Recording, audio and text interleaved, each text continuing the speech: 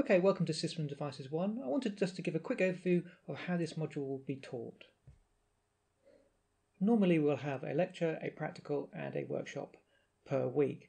The lecture gives you an introduction to the subject matter, the practical allows you to explore that for yourself, and the workshop will go through pen and paper exercises and the design of our robot cockroach that you can build in the summer term. A key point to highlight here is the teaching material is spread across these three elements.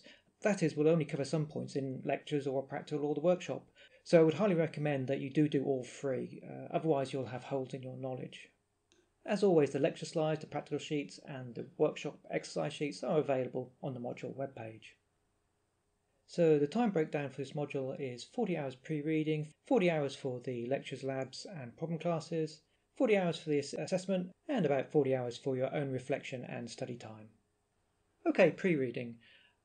This module is based around the development of a simple processor, the simple CPU, and you can get additional supporting material from my webpage.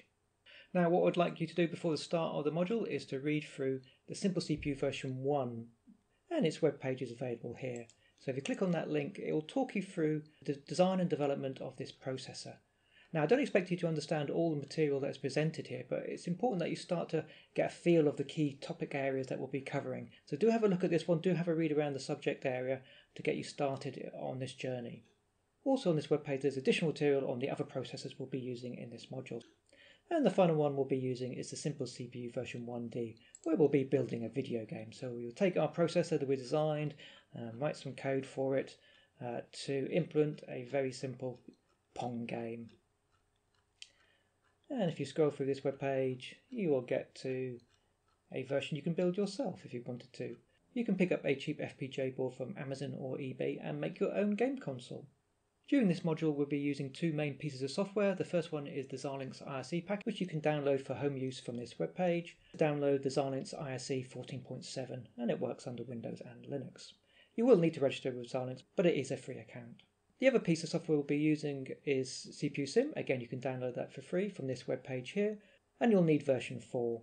There's a few if, buts and maybes in its Java install. You need 1.8 and the Java FX packages installed. Can be a bit fiddly, but it's not too bad. All of this software is also available on the virtual desktop system. So if you go to this webpage here, you can log into the virtual desktop system and run this code remotely. Finally, a recommended textbook for this module is Principles of Computer Hardware by Alan Clements. This is a very nice textbook, but I wouldn't necessarily recommend that you buy it for this module. It's a little bit on the expensive side. You can get cheaper versions second-hand, and they are available in the library. Okay, I think that's where I'll leave it for now, and I invite you to join me and Bob down this rabbit hole. See you in lecture 1.